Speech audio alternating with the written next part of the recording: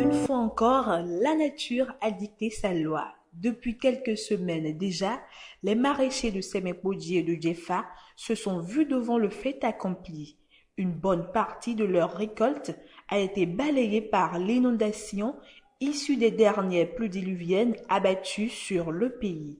Face à cette situation, certains jardiniers ont été obligés de se déplacer pour continuer leur activité en espérant remonter leur chiffre d'affaires. Il y a déjà des années que nous nous sommes installés ici et pourtant nous n'avons jamais vu ce genre de situation. L'inondation a détruit toutes nos cultures, surtout les carottes et légumes. On était obligé de tout vendre sans chercher de bénéfices. Ceux qui ont été inondés ont pu trouver des lopins de terre auprès des autres jardiniers afin de continuer un tant soit peu leur activité. Néanmoins, certains ont pu sauver une bonne partie de leur culture. Il y a des hectares de cultures maraîchères qui ont été inondées ici.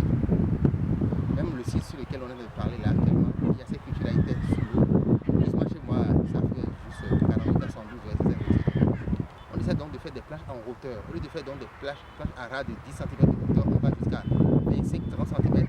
Là, vous savez que si l'inondation n'est pas très grande, l'eau peut séjourner dans les allées et ne pas faire périr vos cultures. Si vous avez la possibilité, quand l'eau commence à arriver tout de suite, on commence à faire donc des canaux à la main pour pouvoir donc des rigoles. C'est comme si on crée de l'espace pour l'eau, pour dire voilà là où tu dois séjourner pour que ça ne puisse pas endommager vos cultures.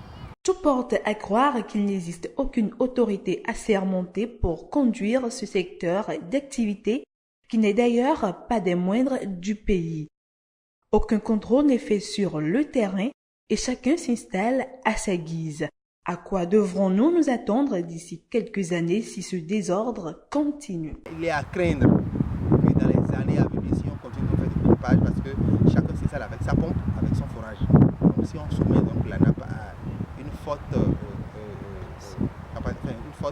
pompage pendant longtemps, ça pourrait commencer par aspirer, donc créer du vide et l'eau salée donc de l'océan peut commencer par regagner cette place-là.